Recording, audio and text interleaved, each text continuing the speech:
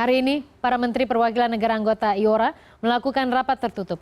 Rapat ini akan membahas naskah 4 dokumen yang akan ditandatangani pada 7 Maret esok. Dokumen tersebut adalah Deklarasi IORA ataupun Deklarasi Jakarta, Rencana Aksi IORA, Deklarasi Pencegahan dan Penanggulangan Terorisme dan Kekerasan Ekstrim, serta Deklarasi bersama Komunitas Bisnis IORA tentang Pertumbuhan Ekonomi yang Berkelanjutan. Sebelumnya, naskah dokumen dibahas di tingkat pejabat senior pada 5 Maret kemarin.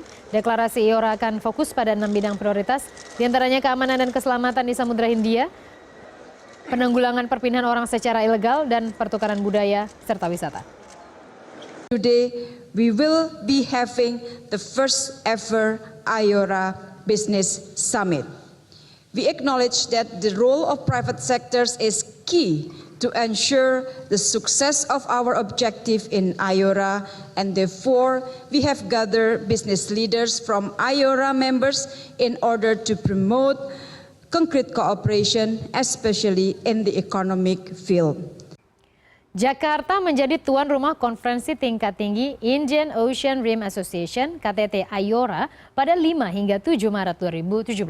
Organisasi yang beranggotakan 21 negara ini adalah pelopor dan satu-satunya organisasi regional di wilayah Samudra Hindia yang berperan penting bagi ekonomi dunia. Dalam pertemuan tersebut akan dibahas beberapa poin kerjasama yang saling menguntungkan di antara negara anggota, termasuk juga Indonesia. Menurut Guru Besar Hukum Internasional Universitas Indonesia, Hikmahanto Juwana, momen pelaksanaan KTT IORA niscaya dapat membawa keuntungan tersendiri bagi bangsa Indonesia, khususnya pemerintahan Joko Widodo dan Yusuf Kala. Dengan mengaktifkan kembali IORA ini, mungkin dunia akan mempunyai persepsi yang lain terhadap pemerintahan Jokowi. Bahwa pada masa pemerintahan Jokowi juga beliau mampu untuk mengengage masalah-masalah antar negara, masalah-masalah internasional. Jadi mungkin itu yang pertama. Yang kedua nanti bergantung pada para menteri, para pelaku usaha untuk bisa memanfaatkan kerjasama yang mulai dihidupkan kembali untuk kemanfaatan bagi pelaku usaha mencari pasar baru. Dan sudah ada koresponden CNN Indonesia, Rama Aryadi, di lokasi KTT Indian Ocean Rim Association ataupun juga KTT Asosiasi Negara Lingkar Samudra Hindia. Halo Rama, selamat sore. Kita semua tahu bahwa Hindia itu, samudra ataupun juga lautan Hindia itu punya potensi ekonomi yang luar biasa. Tapi menurut Anda sendiri, dalam update terkini dari sana, seperti apa sih rancangan ataupun konstruksi kerjasama yang coba dititik beratkan dari para anggota yang kini tampaknya sedang berunding ya untuk menemukan formulasi yang terbaik untuk saling menguntungkan di antara negara yang menjadi anggota, Rama? Ya, betul sekali Hera, ketika Anda mengatakan bahwa Samudra Hindia memiliki potensi yang sangat besar, ini memang tidak dapat disanggah sama sekali karena apabila kita menghitung populasi yang tinggal di pesisir samudra sendiri dan termasuk negara-negara IORA, di sana ada 2,3 miliar orang atau sekitar 30% dari total populasi dunia. Dan perlu diingat juga selain potensi perikanan yang masih belum sepenuhnya dapat dimanfaatkan, Samudra Hindia ini merupakan juga salah satu rute paling penting produsen-produsen minyak dan gas yang di seluruh dunia yang ingin menjual produk migas mereka ke point of sales mereka di seluruh dunia, 70%-nya harus melintasi Samudra Hindia, sehingga ini adalah salah satu hal yang menjadi titik berat pembicaraan antara menteri-menteri yang hadir di KTT IORA yang pertama kali dilakukan sejak tahun 1997 ya, 20 tahun yang lalu ketika IORA didirikan. Ekonomi menjadi salah satu pembahasan yang terus-menerus dibahas. Equitable development, maju bersama menjadi diskurs yang terus dibahas. Bahkan sebelumnya Presiden Afrika Selatan Jacob Zuma mengatakan bahwa ini adalah momentum yang tepat yang mengapresiasi tindakan dan dorongan dari pemerintah Indonesia untuk menaikkan profil IORA dengan mengundang semua kepala negara, dan juga ia mengajak semua negara anggota IORA untuk terus melakukan inovasi agar potensi perekonomian di Samudra Hindia dapat dimanfaatkan tidak hanya secara maksimal namun dengan cara yang sustainable atau berkesinambungan.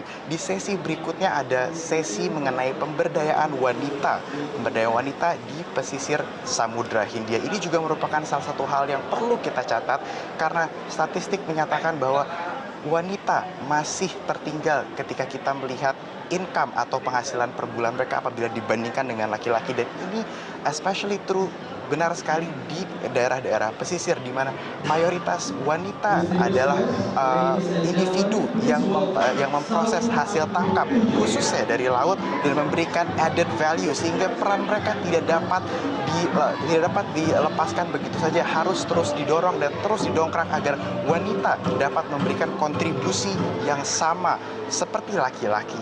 Dan salah satu hal yang dibahas juga adalah bagaimana wanita di pesisir Samudra Hindia masih memiliki tingkat pendidikan yang tertinggal dibandingkan dengan counterpart mereka yang laki-laki, sehingga mereka tidak mengetahui atau kurang memahami bagaimana cara memanfaatkan teknologi untuk meningkatkan economic standing mereka di masyarakat. Sehingga ini merupakan dua hal yang baru saja dibahas dalam dua sesi yang baru saja selesai. Seperti yang dapat Anda lihat sekarang, coffee break sedang berlangsung dan rencananya awalnya nanti pada pukul 4 sore salah satu anggota Troika, seperti kita ketahui anggota Troika ada Indonesia sebagai chairman-nya sekarang, ada Malcolm Turnbull sebagai mantan ketua umum dari IORA sebelum Indonesia, dan Jacob Zuma adalah calon ketua IORA setelah Indonesia melepaskan chairmanship-nya. Awalnya Malcolm Turnbull akan dijadwalkan untuk memberikan press statement-nya pada pukul 4:15 nanti. Namun informasi terakhir yang kami peroleh rupanya pernyataan pers ini masih akan ditunda hingga esok hari ketika Leader Summit dibuka, Hera. Sehingga untuk mengetahui bagaimana mekanisme persisnya mengingat pertemuan ini dilakukan secara tertutup, kita sepertinya masih harus menunggu rilis-rilis yang akan dikeluarkan serta pernyataan publik yang akan dikeluarkan baik hari ini menjelang penutupan sesi kedua maupun esok hari ketika Leader Summit dibuka, Hera. Baik, Rama, ini kan merupakan salah satu potensi yang luar biasa. Di tengah perlambatan ekonomi global misalnya, apakah IORA ini Anda mendapatkan informasi akan menjadi salah satu juga pasar yang dibidik oleh Indonesia untuk memperluas perdagangannya? Bisakah anggota-anggota IORA nanti akan menjadi destinasi ekspor kita untuk menggenjot neraca dagang kita dibandingkan pasar-pasar tradisional yang sudah mengalami perlambatan ekonomi seperti Tiongkok, kemudian kita lihat misalnya Amerika Serikat dan lain sebagainya, itu kan destinasi tradisional ya. Tapi kita mencoba sebuah alternatif selain Eropa, apakah IORA ini diperbincangkan juga menjadi salah satu pasar yang akan dibidik oleh Indonesia untuk melakukan ekspor ke negara-negara anggota? Betul sekali, Hera. Memang sekarang dunia global, perekonomian global di dunia sedang mengalami perlambatan.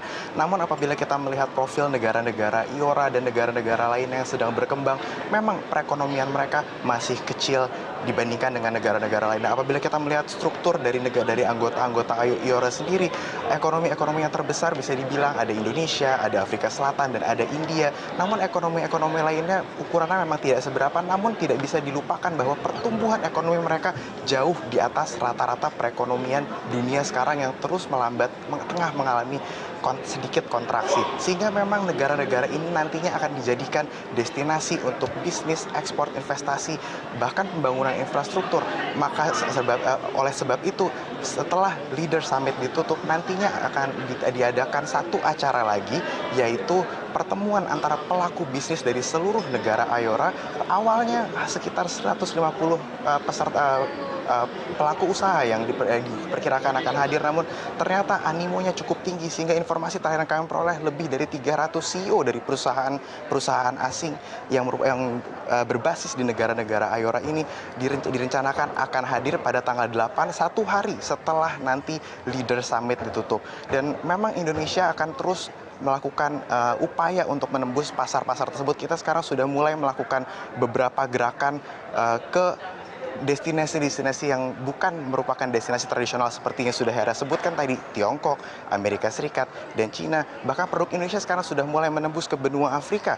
Kita tidak bisa lupa bahwa Indofood sudah masuk bahkan menjadi salah satu makanan favorit di Nigeria, dan rencananya nanti Astra pun akan mengembangkan lini bisnisnya di Afrika, sehingga mungkin nanti suatu saat kita akan bisa melihat mobil Kijang di Afrika ketika nanti seluruh framework ini berjalan dengan lancar, Hera. Ya, Rama, menarik sekali dan tidak bisa kita lupakan bahwa Samudra Hindia itu merupakan nadi jalur perdagangan internasional. Siapa menguasai Samudra Hindia, dia pasti menguasai perdagangan global. Dan semoga ini menjadi salah satu kekuatan ekonomi baru ya, selain kekuatan ekonomi yang sudah ada saat ini. Rama Aryadi, koresponden CNN Indonesia, terima kasih atas laporan Anda.